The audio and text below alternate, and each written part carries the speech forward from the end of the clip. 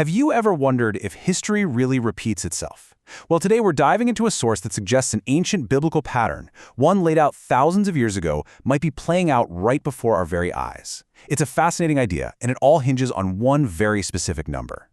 And this is it, 400. According to the framework we're exploring, this isn't just some random number. Oh no. It's presented as the key, the one that unlocks a prophetic cycle that started a long, long time ago. So here's the origin point. This is a prophecy given to Abraham way back in Genesis. It's forecasting events that would happen long, long after his time.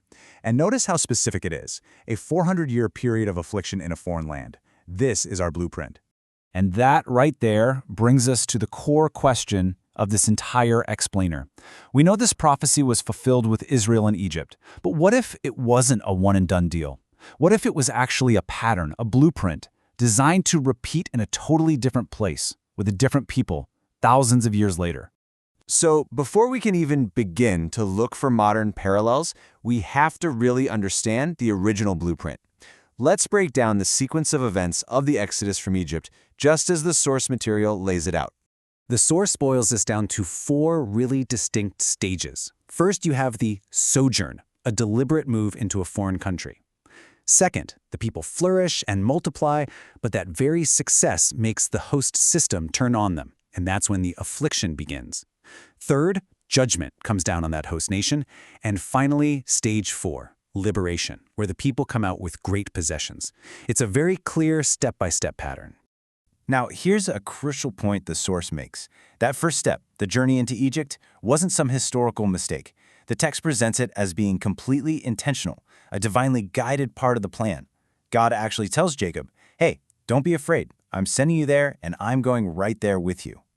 Okay, so with that ancient blueprint firmly in our minds, the source pivots and applies this exact same four-stage pattern to the American historical experience. And this is where the argument gets really, really specific. This slide just lays out the direct parallels the source is drawing. You can see it maps the journey to a new land, the creation of a founding covenant, then a period of incredible growth and flourishing, followed by that critical turning point, when a new king or a new spirit takes over and the system becomes hostile. Now, this is a key distinction we need to grasp for the timeline to make sense. The source separates America's founding into two distinct events. First, you have the Pilgrims in 1620, who came to establish a covenant with God. But then, 6 years later, in 1626, the Dutch purchased Manhattan, and that's a purely commercial venture. It's like two different seeds being planted in the very same soil. All right, so we've looked at the historical pattern. Now the argument shifts to physical signs, things you can actually see. The source suggests they are witnesses confirming this pattern, written not just on the map, but literally in the sky. It starts with the Great American Eclipse back in 2017. Remember that? It carved a path of total darkness all the way from the northwest to the southeast. But that was just the first of two massive celestial markers. Because then, exactly 7 years later, in 2024, a second total solar eclipse crossed the country, this time from the southwest up to the northeast. And when you overlay the two paths, they form a giant X right over the heart of the continent. An X, which is an ancient way of marking a very specific, very significant spot. So where exactly does this giant celestial X land? Well, you're not going to believe this. It lands squarely on a region of southern Illinois that has been called Little Egypt for centuries. And the source points out this isn't just a random nickname.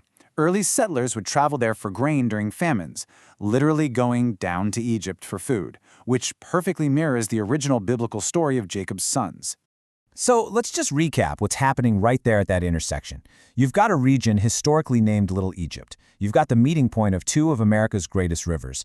And then, right in the path of the 2024 eclipse, there's a tiny town in Indiana called Rapture. And get this, it's reportedly the only town with that name in the entire United States.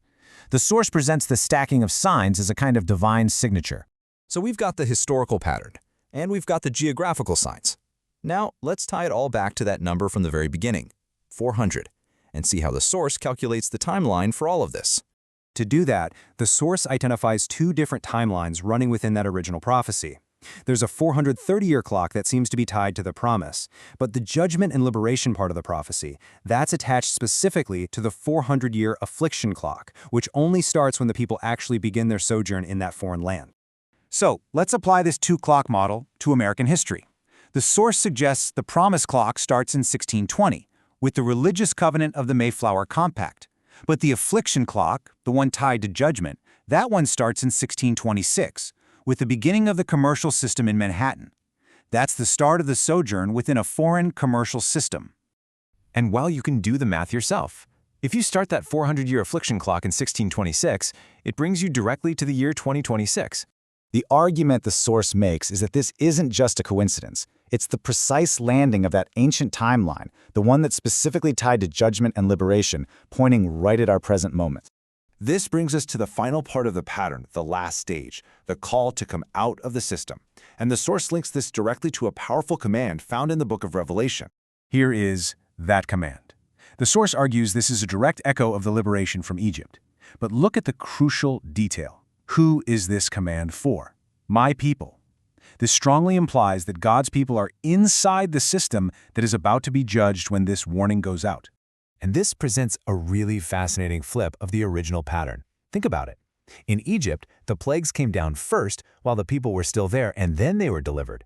But in this final exodus described in Revelation, the command is to come out before the plagues fall. Deliverance comes first, then comes the judgment on the system. And do you remember that final stage of the original pattern, leaving with great possessions? Well, in the first Exodus, that meant literal silver and gold.